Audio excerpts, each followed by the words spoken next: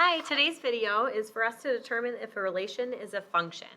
So first, in order to be able to do that, we have to know what a relation is and what a function is.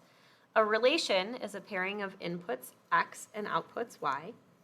A function is a very specific relation where for every input x, there is exactly one output y. Okay, key word there, exactly one. So we're going to go through, we're going to look at a couple of examples, and we're going to just decide whether or not they have what it takes to be a function. So I'm actually going to skip to example D. Okay. When I go through this, what I'm going to do is I'm going to look at the list of inputs, and I'm just going to verify when I say an input that I then tie that to exactly one output. So I look at -1, that's my first input. That goes to exactly one output, 4.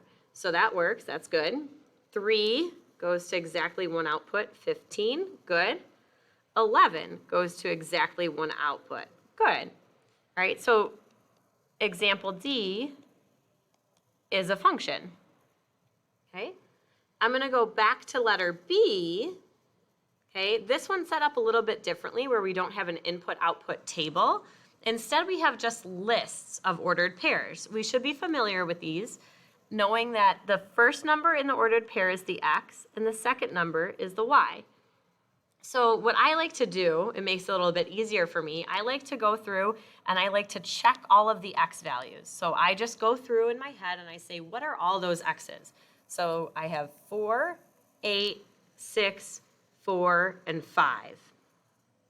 Now, in order to be a function, each of those inputs have to have exactly one output.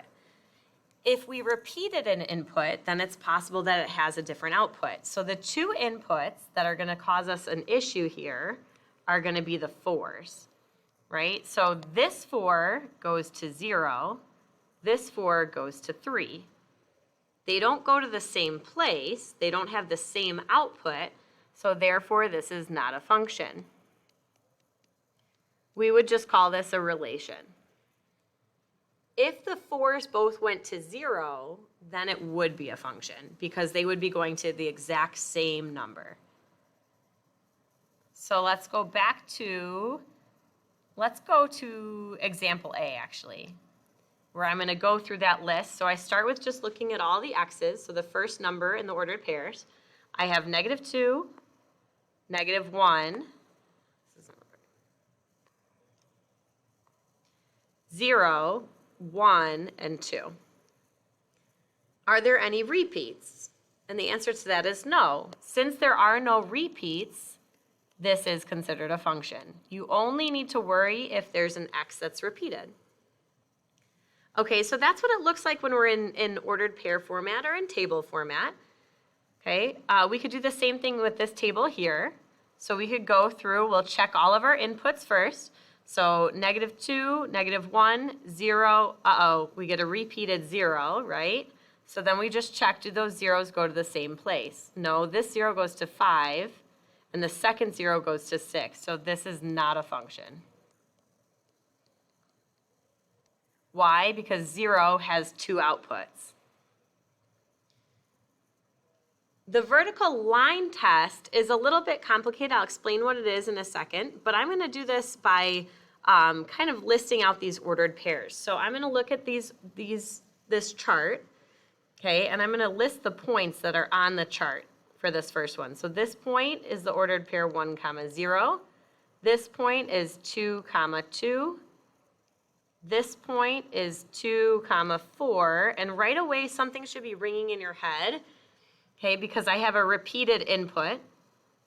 This next point here is 4, 1. Then we have 5, 1. And then we have 5, 5. Okay, there's 2 areas where this fails. We fail with the input of 2 because 2 goes to both 2 and it goes to 4. So 2 has 2 outputs. It has an output of 2 and an output of 4. We also fail with the input 5 because 5 has 2 outputs. It has an output of 1 and it has an output of 5. Okay, so this is not a function.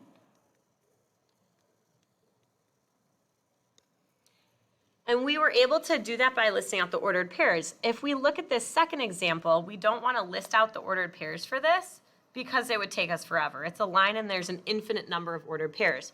So this is where we're going to use our handy dandy vertical line test to see, is this a function or not? Okay?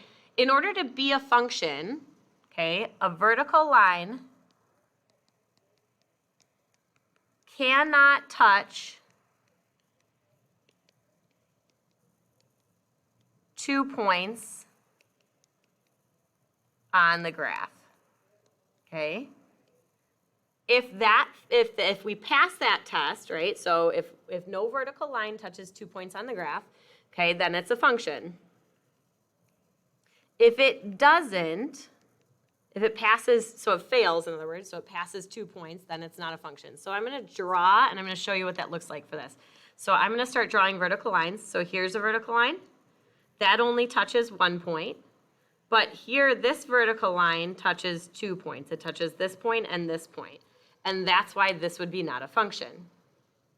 So then I draw the vertical line for the second example. So I can draw a vertical line here, or here, or here, or even in between there, or in between. And if we notice as I'm drawing those vertical lines, I'm not really great at drawing vertical lines, sorry about that. As I draw them, I notice that every single time we only touch the graph one particular time. So the graph of whatever our shape is. So our shape was a line here. And we only intersect, those vertical lines only intersect the graph one given time with each vertical line. So see, this one only intersects once here. So this second example is a function because it passes the vertical line test. All right, that's it for this video. For clarifying questions, go ahead and talk to your interventionist.